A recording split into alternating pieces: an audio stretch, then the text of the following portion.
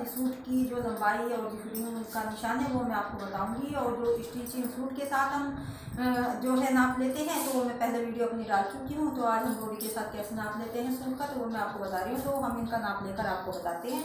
तो सबसे पहले फ्रेंड्स हमें जो है लंबाई का नाप लेना होता है। तो जो ये कंधे की सिलाई होती है यहाँ पर अपने टेप को रखेंगे और जितनी भी हमारी लंबाई हो उसी के हिसाब से, जैसे इनकी कुर्ते की लंबाई यहाँ पर 37 इंच की है या 38 इंच की है या 39 इंच की है तो हम उतने ही अपने चिड़े को रखेंगे। और जैसे यहाँ पर हमारा 40 बैठ रहा है तो हम 40 इंच की इनकी कुर्ते की लंबाई रखेंगे। उसके बाद हमें चेस्ट का नाप लेना है। तो इस तरह से करते हुए हम अपनी इनकी चेस्ट की जो है लेंगे और इस तरह पूरा फिटिंग करते हुए इसमें हम 2 जमा कर लेंगे। तो ये हमारा बैठेगा 16.5 इंच का और यानी 32 और 33 इंच का। और जो कमर का नाप है वो हम इस तरह से लेंगे। तो ये जैसे 13 इंच है तो थोड़ा इसको दूर रखते हुए हम इसको 14 रख देंगे। तो 14 इंच की हमारी कमर होगी। और जो हमारा हिप का निशान है वो हम यहाँ पर अपने टेप को रखेंगे और इस साइड हम अपने हिप की इंची टेप को रखते हुए दोनों तरफ ये 18.5 है। और जो राउंड में देखेंगे तो ये 37 इंच की हमारी हिप की जो मार्जिन है वो हिप का जो हमारा निशान है वो 37 इंच का बैठेगा। उसके बाद हम गले का नाप लेंगे। गले का नाप हम इस तरह कंधे की सिलाई पर रखते हुए और जहाँ तक ये गला पहनते हैं पूछ लेंगे हम कितना बड़ा पहनते हैं तो उस हिसाब से।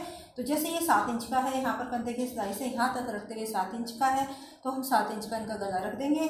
और जो चौड़ाई है वो हम पूछ लेंगे 5 इंच की पहनते हैं या 6 इंच की। यदि डीप कम पहनते हैं, चौड़ाई कम पहनते हैं तो 5 रख लेंगे, 4.5 रख लेंगे या 6 रख लेंगे।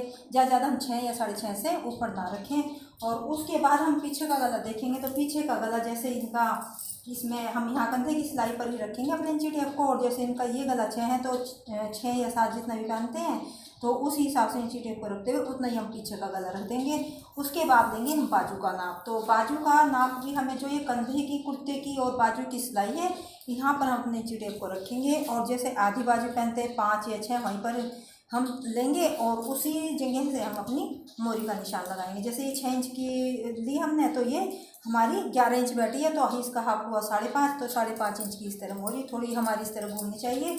और यदि हम पूरी बाजू का नाप लेते हैं तो जैसे इनकी 15 इंच की है यहाँ बाजू तो ये 15 इंच की है तो यहीं पर हम अपनी मोरी का निशान लेंगे। तो जो आगे से थोड़ी मोरी पूरी बाजू में थोड़ा लूज रखते हैं तो ये हमारी 5 इंच की होगी। ये देखिए ये राउंड में हमारी 10 इंच की और हाफ में हमारी 5 इंच की होगी।